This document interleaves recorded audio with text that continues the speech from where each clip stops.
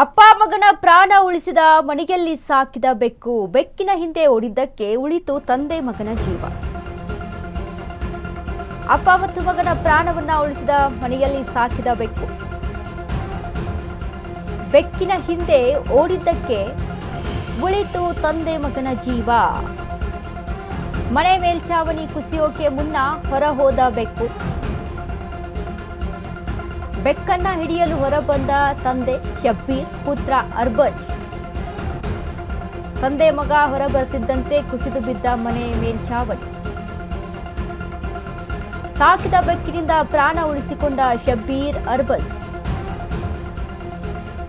ಬಾಗಲಕೋಟೆಯ ವಲ್ಲಭಾಯ್ ವೃತ್ತದ ಸಮೀಪದಲ್ಲಿರುವ ಮನೆ. ಕುಟುಂಬದ ಉಳಿದ ಸದಸ್ಯರು ಮದುವೆಗೆಂದು ಹೋಗಿದ್ರು. ಮನೆಯಲ್ಲಿ ತಂದೆ ಮತ್ತು ಮಗ ಇದ್ದ. ನಿರಂತರ ಮಳೆಯಿಂದ ಕುಸಿದು ಬಿದ್ದ ಮನೆ ಮೇಲ್ಚಾವಣಿ. ಒಂದು ಬೆಕ್ಕು ತಂದೆ ಮಗನ ಪ್ರಾಣವನ್ನ ಉಳಿಸಿದೆ. ಜೀವ ಉಳಿಸಿದ ಸಾಕು ಬೆಕ್ಕನ್ನ ಮುದ್ದಾಡುತ್ತಿರುವ ತಂದೆ ಮತ್ತು ಮಗ. ಬಾಗಲಕೋಟೆಯಲ್ಲಿ ನಿನ್ನೆ ಧಾರಾಕಾರ ಮಳೆ ಸುರಿದ ಅವಾಂತರದಿಂದ ಆಗಿರುವಂತಹ ಘಟನೆ. ಮೇಲ್ಚಾವಣಿ ಕುಸಿಯುತ್ತೆ. ಎಲ್ಲಾದ್ರೂ ಏನಾದ್ರೂ ಕೆಡುಕಾಗ್ತಾ ಇದೆ ಅಥವಾ ಏನಾದ್ರೂ ಸಮಸ್ಯೆ ಇದೆ ಅಂತ ಅಂದಾಗ ಪ್ರಕೃತಿಯಲ್ಲಿ ಆಗುವಂಥ ಬದಲಾವಣೆಗಳಾಗ್ಬೋದು. ಈ ಥರ ಸಿಚುವೇಶನ್ ಆಗುತ್ತೆ ಅಂತ ಅಂದಾಗ ಪ್ರಾಣಿಗಳಿಗೆ ಬೇಗ ಗೊತ್ತಾಗುತ್ತೆ ಅಂತ ಹೇಳ್ತೀವಿ. ಮೂಕ ಪ್ರಾಣಿಗಳಿಗೆ ಅದನ್ನ ಬೇಗ ಅವು ಗ್ರಾಸ್ ಮಾಡ್ತವೆ ಅಂತ ಹೇಳ್ತೀವಿ. ಇದು ಒಂದು ರೀತಿ ಸಿನಿಮಾ ರೀತಿಯಲ್ಲಿ ನಾವು ನಮ್ಮ ಕಣ್ಣು ಮುಂದೆ ಬರ್ತಾ ಇರುವಂಥದ್ದು. ಸಿನಿಮಾಗಳಲ್ಲೆಲ್ಲ ನೋಡಿರ್ತೀವಿ ಈ ರೀತಿಯಾಗಿ ಆಗಿರೋದನ್ನ, ನಾಯಿ ಜೀವ ಉಳಿಸಿರೋದನ್ನ, ಬೆಕ್ಕು ಜೀವ ಉಳಿಸಿರೋದನ್ನ ಎಲ್ಲ. ಸೊ ಈಗ ಮನೆಯಲ್ಲಿ ಇದ್ದಂಥ ಬೆಕ್ಕು ಹೊರಗಡೆ ಓಡಿ ಹೋಗುತ್ತೆ. ಬೆಕ್ಕನ್ನು ಹಿಡಿಯೋಕೆ ಅಂತ ತಂದೆ ಮಗ ಹೊರಗಡೆ ಓಡಿ ಹೋಗ್ತಾರೆ. ಅಷ್ಟರಲ್ಲಿ ಮನೆಯ ಮೇಲ್ಚಾವಣಿ ಕುಸಿದು ಬೀಳುತ್ತೆ. ಅಲ್ಲಿ ಪ್ರಾಣವನ್ನ ಉಳಿಸ್ಕೊಳ್ತಾರೆ ತಂದೆ ಮತ್ತು ಮಗ.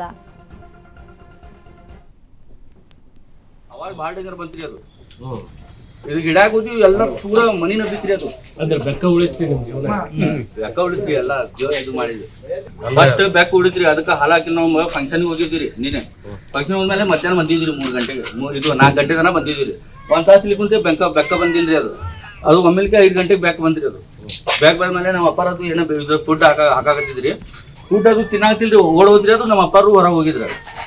ಹೊರ ಹೋದ್ಮೇಲೆ ಅದು ಹಿಡ್ಯಾಕ ಹೋದ್ರ 15 ನಿಮಿಷದಾಗ ಎಲ್ಲ ಬಿತ್ತು ನೋಡಿ ಸರ್. ಅವಾಗ ಭಾಳ ಡೇಂಜರ್ ಬಂತ್ರಿ ಅದು. ಇದು ಗಿಡ ಕೂತಿ ಎಲ್ಲ ಪೂರ ಮನಿನ ಬಿತ್ರಿ ಅದು. ಅಂದ್ರೆ ಬೆಕ್ಕ ಉಳಿಸ್ತೀವಿ ಬೆಕ್ಕ ಉಳಿಸ್ರಿ ಎಲ್ಲ ಜೀವ ಇದು ಮಾಡಿದ್ವಿ.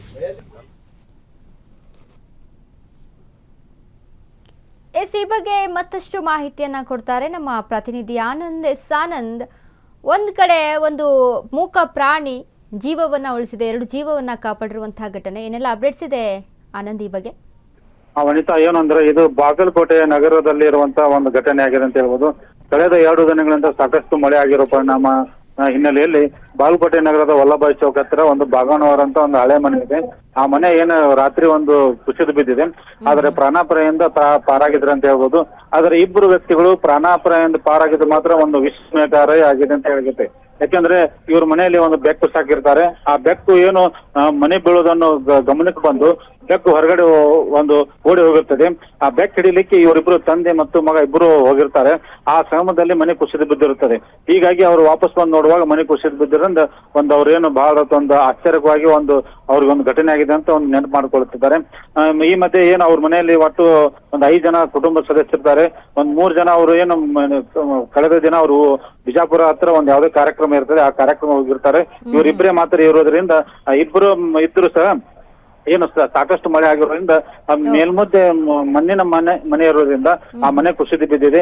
ಹೀಗಾಗಿ ಇಬ್ರು ಸಹ ಒಂದು ಪ್ರಾಣಾಪಾಯದಿಂದ ಪಾರಾಗಿದ್ದಾರೆ.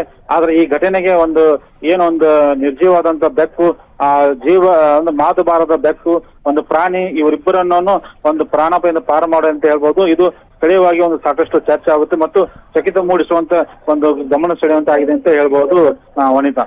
ಥ್ಯಾಂಕ್ ಯು ಆನಂದ್, ನಿಮ್ಮೆಲ್ಲ ಅಪ್ಡೇಟ್ಸ್.